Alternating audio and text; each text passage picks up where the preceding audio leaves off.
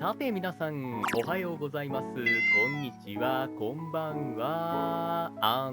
ッピーホリデー。メリークリスマス。すごく遅いというコメントいただきそうな感じなんですが、今回なんですけれども、この1年を通しまして、1年というのは、このチャンネルが立ち上がってから今までということですね。皆さんにたくさんのコメントなどいただきました。ありがとうございます。そして、私が、タレントとして、活動している中で、お手紙であったりとか、プレゼントなどもたくさんいただきました。こちらの方も本当にありがとうございます。今回はそういったところで、私の方から感謝、ということと、プラスたくさん YouTube の方にコメントを今までいただきましたので、そのことに対して答えられるもの、もちろんその全部ではないんですけれども、お答えできるものはちょいちょいとお答えしていこうかなと思っております。さて、早速ではありますが、チャンネルが立ち上がったのが7月の1日、7月の1日ですよね。ここから一番最初はゲーム動画を上げさせていただきました。リトルキティビッグシティ、黒いこにゃんこちゃんの冒険のゲームですね。こちらに対してたくさんのコメントもいただきました。特に今まで僕はこういうチャンネルを持ったことがなかったので、個人で持ったことがなかったので、そのことに対してもたくさんのお声をいただきました。このリトルキティビッグシティというこにゃんこの冒険のゲームを一番最初に選んだ理由というのは、過去にもお話をさせていただいたと思うんですけれども、リアルなにゃんこちゃんの動きが好きなので、これにさせていただきました。ところどころコミカルな動き、ところどころシリアスな動き、そんでもって全体的に温かな雰囲気を持ってるようなゲームだと思っております。時々謎解きもあったりとか、あと帽子とかミッションとかアチーブニャントだったかな、そういったものを全部集める、そしてクリアするというようなコンプリートを目指すというのもやりましたね。さて、その中でコメントをいただきました。いろいろと。このリトルキティビッグシティの中では、先ほどもお伝えしましたが、にゃんこちゃんのかぶる帽子を集めるというのも目的のうちの一つだったりするんですが、たくさんの帽子がありましたね。パン、ブレッドね、パンがあったりとか、あと動物、があったりとか、おにぎりとかもあったかな、なんじゃこりゃっていうものもたくさんあったと思います。で、その中で、どんな帽子が一番お気に入りですかというようなコメントもいただきました。僕の中では、虎タイガーね。タイガーの帽子あったと思う。そんでもって、お寿司 in Japan。お寿司の帽子はね動画の中でもちょっとあったんですけれども、パッと見、マグロのお寿司なんですよね。マグロの握り寿司っぽく見えたんですけれども、説明文を見てみると、どうやら鮭ね、サーモンですね、のお寿司だったらしくて、色合いがちょっと赤すぎないって思ったんだけれども、このゲームって、リトルキティビッグシティって海外のクリエイターさんが作ったゲームなんですよね。なので、そういったところでちょっとこう日本人の私とは感覚の差があるのかもしれないです。でも、お寿司のかぶり物っていうのがね、いかにもっぽくて良かったです。結構この2つがお気に入りかな。そして、このリトルキティビッグシティっていうゲームは、こにゃんこちゃんの他にもたくさんの動物が出てきました。例えば、あれはアヒルじゃないな、カモさんであったりとか、あれはタヌキさん、アライグマじゃなかったよね。多分タヌキさん。そしてカラスさんであったりとか、カブトムシであったりとか、あと忘れちゃいけない柴犬さんとか、たくさんの動物が出てきて、それぞれが、僕たちプレイヤーがわかる言葉で喋ってくれるので、その可愛さであったりとか、普段こういう子たちはどんなことを考えているのかなっていうのが分かって、そこも面白かったですね。もちろん普段っていうのは、僕らが普段ね、例えばご家族にいらっしゃるワンコちゃんであったりとか、にゃんこちゃんがこういう考えなのかっていうと、それは 100%、正解ではないと思うんだけれども、一つの、形として動物たちの会話というのをここで見ることができました。コメントの中には皆さんのご家族のにゃんこちゃんであったりとかワンコちゃんをこのゲームと一緒にね並べてプレイされてるという方もいらっしゃいました。この主人公って黒猫にゃんこちゃんなんですけれども、途中から柄を変えられるんですよ。変更できるんですよ。なので、私のチャンネルのマスコットでもあるうちの子のカラー8割にしています。途中からね。コメントをくださった方々の中にも多分そういう方いらっしゃるかと思いますし、結構 X なんかを見ているとこのゲームをプレイしたっていう方がご家族と一緒に写真を撮ってるというものもいろいろと見受けられました。それだけたくさんの動物好きといいますか、にゃんこ好きの方々に愛されているゲームなんだなと改めて感じています。さあ、そしてですね、リトルキティビッグシティの動画の後に、出したのがうちの子の時間の出張版ミニというお仕事で行ったアメリカ・ロサンゼルスのホテルの中で撮ったものですね。こちらの方もありました。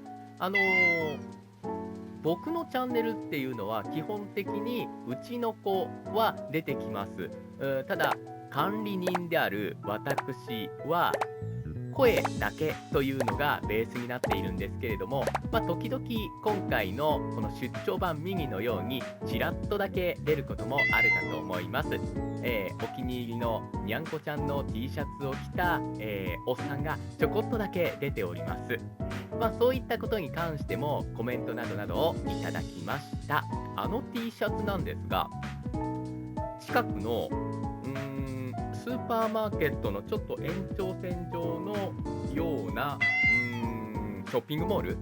で買ったものですね。安かったので買いました。そういったものを着ながら、もしかしたらこれからも時々、画面の中に出てくることがあるかもしれませんので、どうぞその時はおっさん映ってると思っていただけ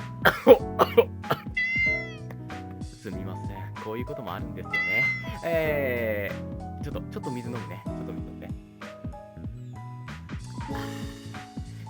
こういうこともあるか、こういうこと？出ることもあるかもしれませんので、どうぞその時はおっさんが出てるなと思っていただければ幸いでございます。さあ、そして第2回、第3回、第4回、第5回、合計9回目ぐらいまではリトルキティビッグシティの動画を配信アップロードしていたかと思います。その中でやはり海外制作のゲームということもありまして、ゲームの中のコメントの中で僕自身がこれ読むのはどうなんだろうっていうものもね、いろいろあったりしたんですよ。それは言葉というか読めないものがありました。それは別に悪いことではなくて、僕自身が知らなかったっていうものですね。その中の一つに異体字っていうのがあったんですよ。漢字なんですけれども、読み方と意味は同じなんですが、いわゆるその漢字の形が違うというものだったと思うんですけれども、そういうものも最後の最後までゲームの中では僕は読めなかったんですけれども、コメントの方であれは痛い字ですよというようなことを教えていただきました。他にもそのにゃんこちゃんの苦手なものであったりとか、にゃんこちゃんの、性質、猫ってこういうものですよっていうのがいろいろ詰まったゲームだったので、僕自身もゲームの中で教えられたし、皆さんからいろんなものを、お聞きしましたし、逆に言うと僕の方からゲームを通して皆さんの方にお伝えするっていうこともできたゲームなのかなと思っております。そういう意味では学びという意味で大きな存在になったゲームかなとも考えています。さあ、そして一番最初ってこのリトルキティビッグシティというゲームをプレイし始めたんですけれども、その時に次のゲームはこんなゲームをしたいですっていうようなこともお伝えをしてて、同時に皆さんおすすめのゲームなんですかということも聞いていたと思います。その中で多かったのがまずストレイというゲームなんですね。このリトルキティビッグシティと同じようににゃんこちゃんの冒険のゲームなんですが、このリトルキティビッグシティはどちらかというとコミカル、ギャグじゃないんですけれども、常に笑いが絶えないようなゲームだと思うんです。そしてストレイというのはまだプレイはしてないんです。そして、情報もほとんど入ってない状態なんですが、パッケージから見るとちょっとアウトローな感じ、野良猫にゃんこちゃんかなと思うんだけれども、その生活、普段どんな苦労をしてどんなところに行ってどう生きているのかなっていうようなことを鮮明に描かれたようなゲームかなと思っております。ちょっとなんか、スチームパンクというかサイバーパンクというか、何かリアル味のあるようなゲームだったような感じがします。いつかはこのストレイっていうゲームもやってみたいなと考えてます。他にはパノラマサイト、これホラーゲームっぽいですね。そして嘘つき姫と盲目の王子というのもいただきました。もう一つ、閉店事件、というようなホラーゲームもいただきました。こういったところのゲームっていうのはもちろん僕が知ってるものもあったりするんですが、嘘つき姫と盲目の王子っていうのはパッケージは知ってるんですよ。よく電気屋さんとかゲーム屋さんとかには足を運んでパッケージを見て買うということが多かったりするので、その時にこの嘘つき姫と盲目の王子っていうのは見ました。SD キャラというかちょっと可愛い系のキャラクターなんだけれどもダークさが漂うようなちょっと不思議なゲームのイメージがあります。そしてパノラマサイトと閉店事件に関してはホラーということぐらいしか、僕自身が知らなくて、一回ちょっとこれも触ってみたいなと思っております。ちなみにどこかでなんですが Steam でゲームやってみたいねっていうことをお伝えしたと思うんですけれども、僕のパソコンだとね Steam がなかなか快適に動かなくて少しお時間をいただくかと思います。ですからしばらくは任天堂スイッチであったりとか、またはレトロゲームであったりとか、その辺を触っていくかなという感じですね。さあ、そして動画の中にはもう一つちょっと別かなというものを混ぜ込みました。というのが先ほどもお伝えしましたが、仕事でアメリカ・ロサンゼルスに行った時の LA までのフライト機内食についてという動画ですね。こちらではその名の通り飛行機の中で食べた機内食についてご紹介をさせていただきました。なんかね、トマトの話題結構皆さんコメントをいただきまして共感の声であったりとか、こんな食べ方をしたら美味しいよっていうのもいただきました。まだ温かいトマトそのままについてはちょっと抵抗がありますけれども、冷たいトマトとかってなると居酒屋でも結構出てくるので食べられるようにはなってきました。マヨネーズ結構多めにつけますけどね。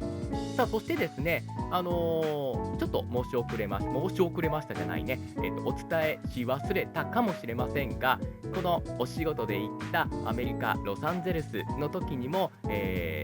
皆さんにお会いする機会がお仕事の中でありました。お手紙をいただいたりとか、直接プレゼントをいただいたりとか、そういったこともありました。本当にありがとうございます。ちゃんと、皆さんとコミュニケーションを取ることができたっていうのもあったかの、ちゃんとっていうところで若干ハテナってなったんですね。僕、英語がやっぱり苦手なので、伝わったか伝わってないかっていうのがあったかと思います。もし伝わらなかったらそれはそれでごめんなさい。また行く機会がもしありましたら、その時はもうちょっと上達したいなと思ってます。皆さんからいただいたもの、ありがたく頂戴をしております。その中でお菓子をいただいたんですけれども、お気に入りのお菓子なんですかというようなコメントもいただきました。名前がね、すみません、出てこないんだけれども、クッキーっぽいやつで、確か有名なお菓子をいただいたと思うんです。結構これが甘くて、僕は甘い系のお菓子が好きなので、これが一番お気に入りでした。サクサクした感じの食感と、そして甘さと、かなりね、甘かったイメージがあります。美味しかったので、これはなんだろうな、ちょっとね、一回この動画を撮る前に検索したんですよ。でもね、名前が出てこないので、見つからなかったんですけれども、またもしよろしかったら名前教えてください。さあ、そして機内食だけではなくて、そのお仕事で行った時に何を食べたのかっていうのもちょっとお伝えしたかなと思うんです。スーパーマーケットでお寿司を買って食べたっていうものであったりとか、このスーパーマーケットが日本のスーパーマーケットとちょっと、いや、全然違うので、いろんな食べ物があってちょっとびっくりしました。量り売りの日本でいうと惣菜っぽいやつ、なんかこうオードブルみたいなやつね、そういうのもたくさんあったし、なんだサンドイッチ系のもの、丸々チキン、丸々チキンはなんか誰か他のメンバーが買ってたかな。あとお酒、日本と違って種類がめちゃめちゃある。いや、日本も種類はたくさんあるんですよ。でもやっぱり知ってる銘柄が多いから少なく感じるんですけれども、海外だったらもう全部ほぼほぼ全部知らないので、こんだけ種類があるんだっていうのは感じました。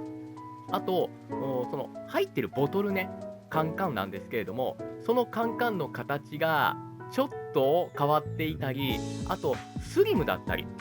日本のビールって350ml のちょっとふくよかな感じのカンカンなんですけれども、シュッとした感じ、関西弁で言うとね、シュッとした感じの缶に入ったビールなどもありまして、これをたくさん買って現地で飲んだかな。メンバーと一緒に。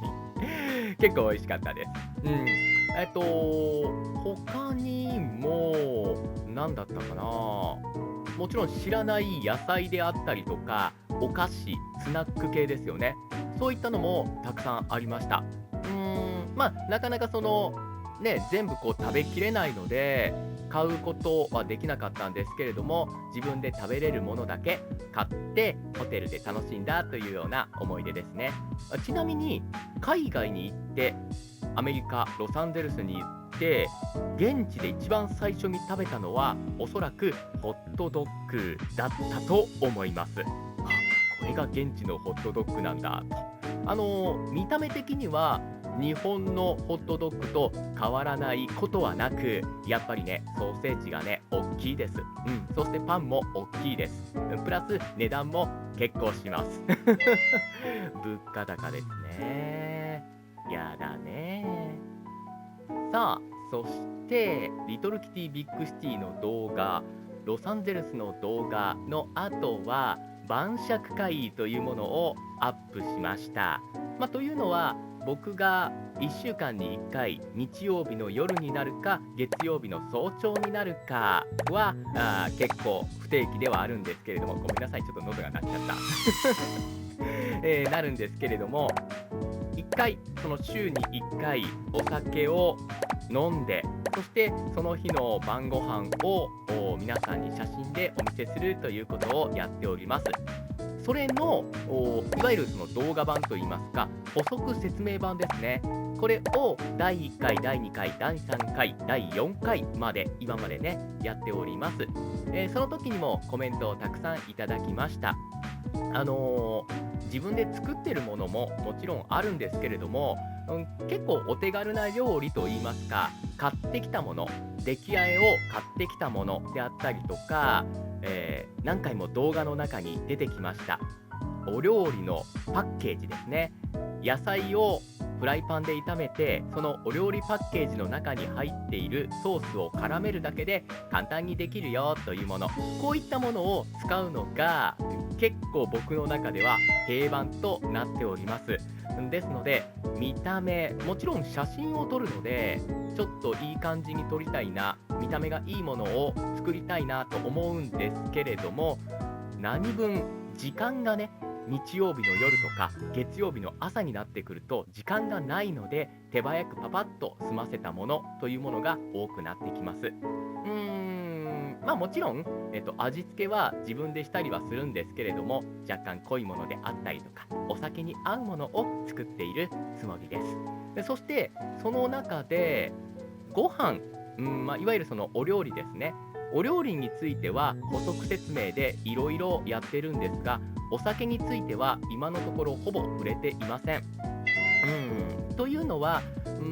個人のチャンネルっていうのもあるので、銘柄を出していいのか悪いのかっていうところもあります。今その辺のことも調べながら、いつかはですね、ちょっとお酒のことに対しての晩酌補足説明というのも考えていますので、どうぞその時も皆さん、お好きなお酒がありましたら教えていただきたいなと思います。この晩酌会で、皆さんからのコメントもまた、たくさんいただいたわけなんですが、動画の中でちょこっとお伝えをしておりましたアレルギーというものですね。ここに関しても、皆さんからいろいろとお声を聞いております。僕はそばアレルギーということで、そばを食べるとピンチになるわけなんですが、皆さんの中にはなんだ、野菜であったりとか、もちろんその、グルテン系、でんぷん系のものであったりとか、いろいろと、アレルギーを持ってしまっているという方もいらっしゃるかと思います。僕もそうなんですけれども、普段生活の中で十分気をつけられているとは思うんですが、ちょっと外に行った時に油断をしてしまう時があるかもしれません。そういった時も十分注意をしていただきたいなと、もちろん皆さんね、ご存知、改めて分かっとるわいという方もいらっしゃるかと思うんですけれども、一回、その動画の中で話したかもしれませんが、大人になってから食べてしまってどえらいことになったことがありますので、年齢がいくつになっても抵抗力がアップしたかダウンしたかにかかわらず、やっぱりアレルギーのものっていうのは食べちゃいけないんだなっていうのを改めて実感いたしました。本当に経験者だからこそお伝えられることといたしまして、アレルギーに関しては十二分にお気をつけください。さあ、ほんで、コメントの中で一ついただいたのが、僕がその X であったりとか、この動画で使っている素材なんですけれども、もちろんフリーのものを使わせていただいております。インターネットでフリーの素材が集まっているサイトを見つけて、許諾なんかもちゃんとチェックをして使っているんですが、その中で BGM がこれ面白いですよねっていうお声をいただきました。この BGM を使っているサイトなんですけれども、BGMer ということ、という名前のサイトなんですね。ちょっと動画のこの辺にもね置いときますね。完全フリーロイヤリティ BGM ダウンロードサイト、こちらから BGM は使わせていただいております。いつもその雰囲気といいますか、例えばあったかい音楽とか派手な音楽、またはしっとりした音楽というようなちょっと抽象的なワードを検索スペースに入れて、いつもいただいております。使わせていただいてます。このね、BGM のサイトの BGM は僕も結構気に入っているものが多くて、ショートとロングバージョンとほとんどあるんですけれども、X ではショートバージョン、そしてうちのチャンネルではロングバージョンを使わせていただいております。BGM とあとコメントのスピードであったりとか動画の内容であったりとかっていうのを考えるのも楽しくなっているので、皆さんも、そういうところを一緒に楽しんでいただければなと思っています。また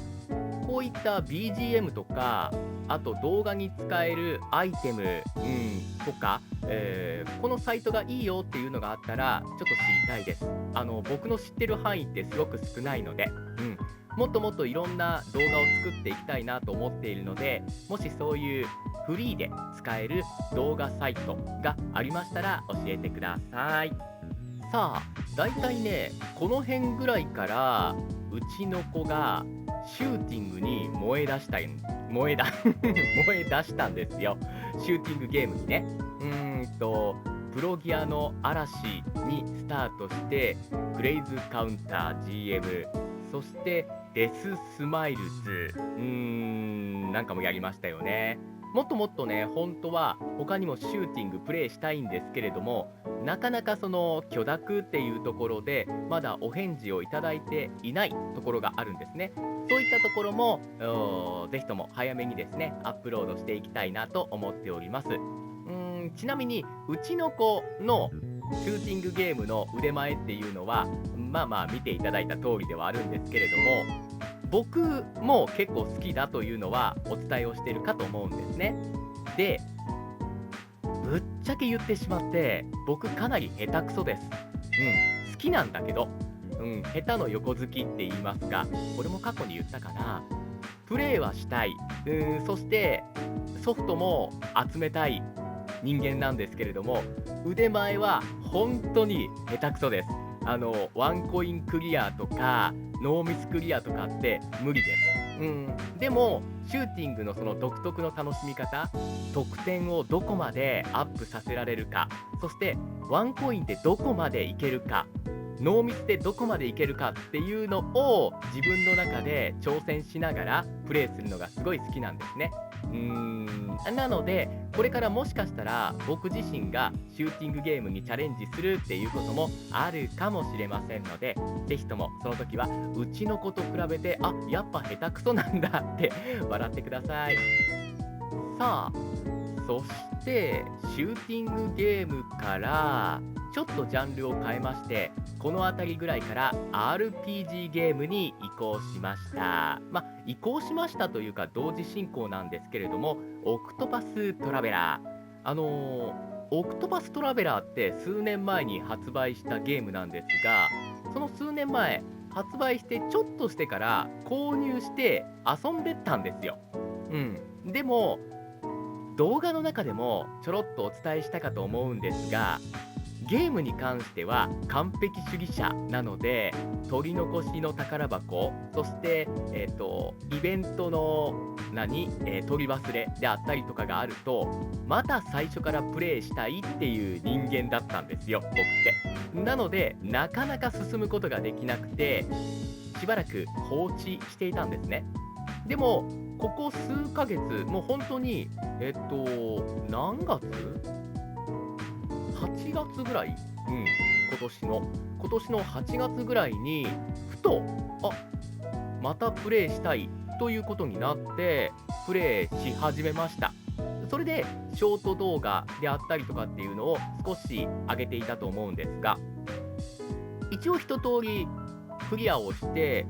次、裏ダンジョンといいますか、裏ボスですね、というところまで来ております。裏ボスと1回だけ戦って絶望したので、今止まってます。で、その上で、オクトパストラベラーゼロ、が発売をいたしました。体験版が Nintendo Switch でプレイできたので、その動画を3本ほど、これ時間制限3時間なんですよね、体験版。ですから、その RTA とかではなくて、僕はゆっくりプレイしたんですが、ほとんど進むことができませんでした。今は製品版を持っていますので、この製品版を一つ多分アップロードしたと思います。はい、思います。もし上がってなかったら、これから出す予定です。これはね、編集を見ていただいたらわかると思うんですけれども、かなりあっさりした編集になっています。というのは、キャラクターのボイスが入っていますので、あんまりそこを邪魔したくないんですよ。ですから、基本的には編集はあっさりめで物語を楽しめるような感じにしていきたいかなと思ってます。RPG なのでレベル上げ、レベルアップとかも時間かかるんですが、その辺はショートカットして、見やすいようにはしていきたいと思いますので、動画の作りの中でもっとこうした方がいいんじゃないのかなっていうのがありましたら、ぜひまた教えてください。さあ、そしてこの辺ですよね。RPG の次、やっと参りました。ホラーゲーム、コープスパーティー。ご存知の方もいらっしゃるかと思いますが、かなりコアなゲームです。でね、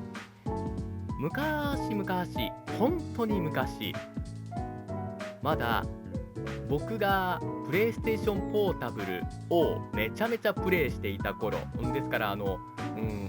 ンスターハンターポータブルであったりとか、モンスターハンターポータブル2、そしてサードといったところですかね。この辺をめっちゃプレイしていた時です。その時に一度これプレイしたんですよ。クリアしたんです。ただね、ほとんど覚えてなくて。ですから、一度初心に帰ったつもりで、このホラーゲームをプレイしていると思っていただければ幸いです。で、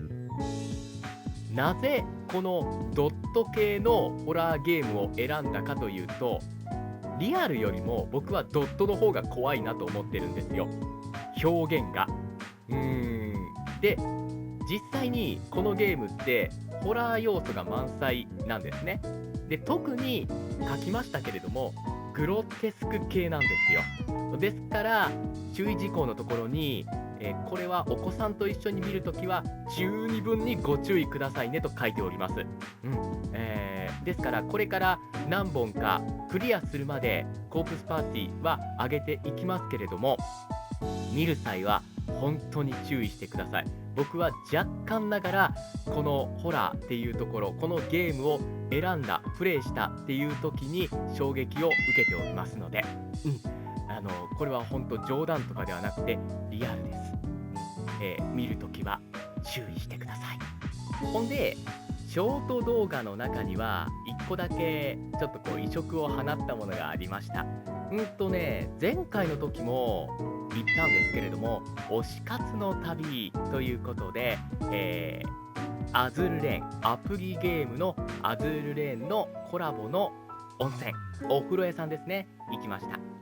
ここでも僕自身が、このゲームは結構長いことプレイをしているので、そこでの推しの話、推しの話というか、推しのショート動画ですね、というのをアップロードしております。皆さんからも私の推しこんなのですっていうのもお聞きしております。僕どちらかっていうと、かっこいいキャラクターが好きなんですよね。ですから皆さんの推しのキャラクター、かっこいい系なのかかわいい系なのか、それともコミカル系なのかっていうところを知るのも楽しかったりします。もっともっとこのねアプリゲームっていうのはいろんな推し活っていうのを進めていきたいなとは思ってるんですが、なかなか関西で、コラボってないんですよね。でも来年なんか他のものでコラボの香りがしておりますので、ぜひそこも行ってショート動画作ってみたいなと思ってます。さて、そろそろおしまいの時間がやってまいりましたけれども、全体を通して僕の動画っていうのは自分の言葉でもちろん伝えてはいるんですけれども、仕事じゃないので関西弁結構丸出しでやってますそういったところに縛られないようにしたいっていうのもありますし、実際僕の発するニュアンスの関西弁が、どの程度皆さんに、耳に入りやすいのかなっていうのも知りたいっていうのもありますので、ですので、もし、なんかこう、わからない言葉であったりとか、ニュアンス的にしんどいっていうものがありましたら、お伝えください。そしてですね、この動画ご覧いただいている方、もちろん日本の方もいれば、外国の方もいらっしゃるかと思います。できる限り、今僕が喋ってる言葉っていうのも、言語翻訳をしてくれてると思いますので、字幕になってると思うんですね。なので、字幕になりやすいように、早めではなくて、ゆっくり話すようにはしているんですが、それでも翻訳に若干の間違いといいますか、ニュアンスが難しいものに関しては語弊があるものがあったりすると思います。ただご自身じゃない、自分の中でもちろん、人を不快にさせるようなことは伝えないようにはしていますが、何分文化の違いというものもありますので、もし、お気に障ることがございましたら申し訳ないなと思いますし、一言何か教えていただけると幸いでございます。今回結構長い尺で、この動画をアップさせていただきましたけれども、何が言いたいかと言いましたら、本当にこの7月からチャンネルを上げさせていただきまして、たくさんの方にコメント、応援を再度していただきました。本当にありがとうございます。もちろん普段のタレント活動の中でも皆さんからの応援の声いただいております。お手紙、そしてプレゼントなどなど、そういったものも全て届いております。この間クリスマスでしたしね。にゃんこちゃんのアイテムなどたくさんいただきました。ありがとうございます。さあ、ということで結構長い時間、噛みまくりですよね。長い時間喋りましたよね。年末です。2025年もあと少しで終わりとなります。良いお年をゆっくりとご家族でお過ごしください。そしてまた来年、新しい目標に向かって僕自身も進んでいきますし、皆さんもお一人お一人が頑張って、でも頑張りすぎないで2026年を幸せに暮らしていただきたいなと思います。ではでは、今日はこの辺で失礼いたします。また来年ですかね、お会いいたしましょう。ほんじゃね、またよろしゅうに。